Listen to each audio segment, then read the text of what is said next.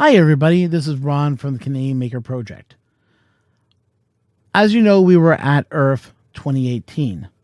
We also shot a lot of video, but unfortunately our microphone that we were not aware of was not working properly. I want to take the time to apologize about the audio quality that you're about to experience. We have gone to great lengths to try to repair it to the best of our ability.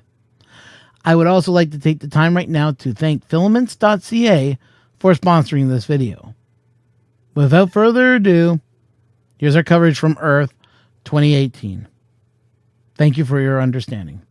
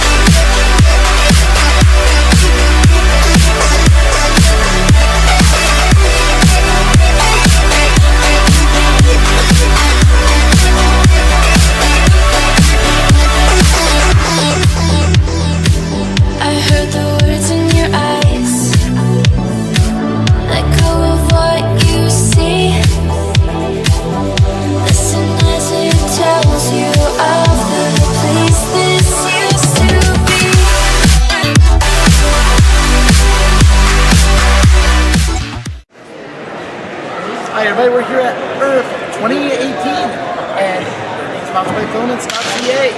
So we're here now to talk about RepRap, all the printers that we have seen. So I just want to tell you people to rate and don't forget to subscribe, thumbs up the video, and let's go on and let's have a look at ERRF 2018. Hi everybody, I'm here with Andrew.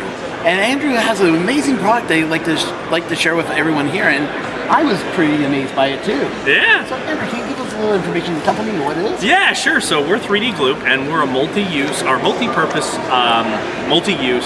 printing adhesive. Basically, to give you the lowdown, it's a bed adhesive, a part adhesive, and a part smoothing compound, all in one. It's the same product. It does, a lot of different things for the 3D printing community.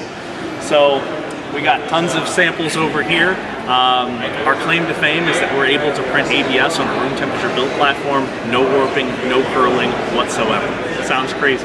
That is crazy, because I know that ABS, when it gets hot enough, it shrinks, and curls, it does everything. Yeah. So that's what we set out to solve. We wanted to solve some of those annoying and frustrating issues in the 3D printing community, and those most commonly are with warping or premature pull away from the build platform.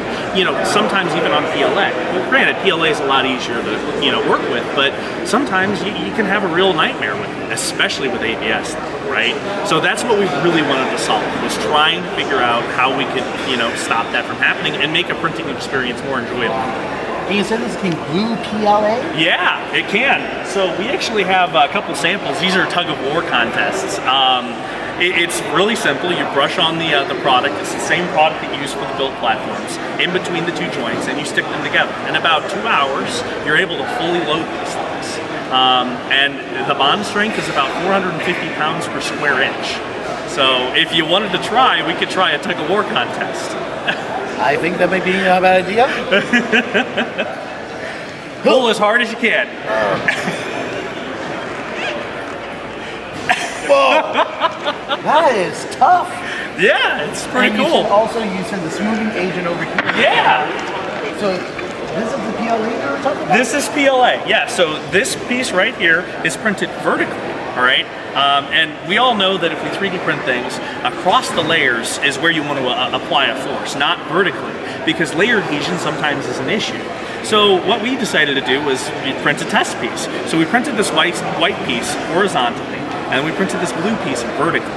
And all we did was coat it and smooth out the layers with our 3D glue. And then we put weight on it. We got 50 pounds right here.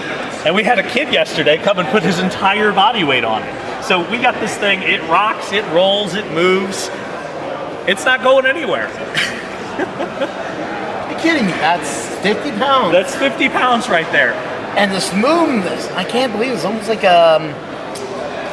like it was machine made. Yeah, it's really neat. So you brush it on. It's really simple application process. Lighter coats are better, and you let it dry. And once it dries, you get this finish. You can actually even clean this up a little bit more with a polishing compound, make it really shiny. And if that's not enough for you, just a real quick coat of clear lacquer, and it makes it pop. I can actually show you.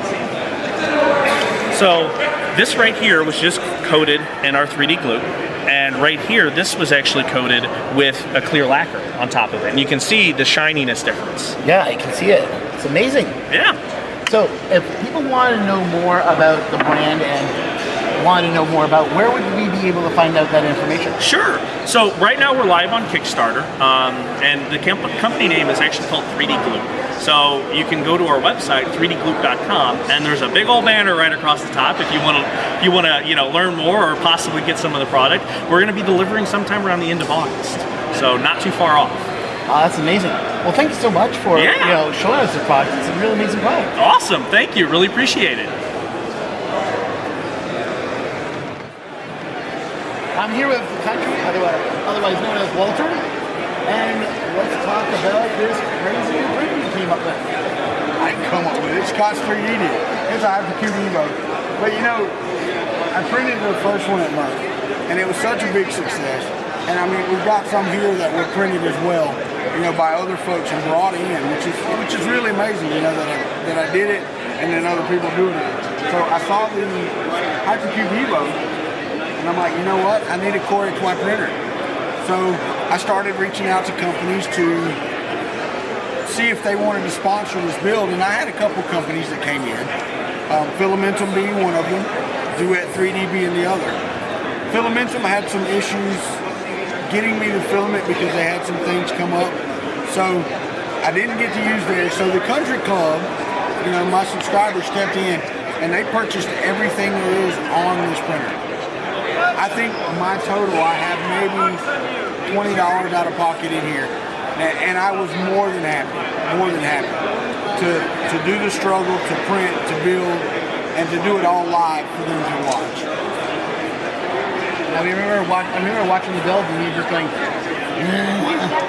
Well, I mean, it does get frustrating because, the build for the guy that made this printer, he shows you the parts and then he shows you the completed pieces. Like, oh, it's just simple to put together. Well, it's simple to you, dude, because you designed it. Here you get to see every little piece of every little struggle. I mean, even the little brass pieces that I had to heat up. I lost my soldering iron, couldn't find it, so I had to use a candle with a screw and then heat them up and stick them in there the old-fashioned way. And it just, every little thing you get to see. So now I can go back and I can edit that video into a step-by-step, this is how you don't do it process. how you don't do a process, Right. I like that. Yeah, no, and I mean, it's not. It really would. You would be able to watch it and go, okay, we did this, I could do it a little different. But you would be able to see every piece of the process, And what do you think is going to be your next build, do you think?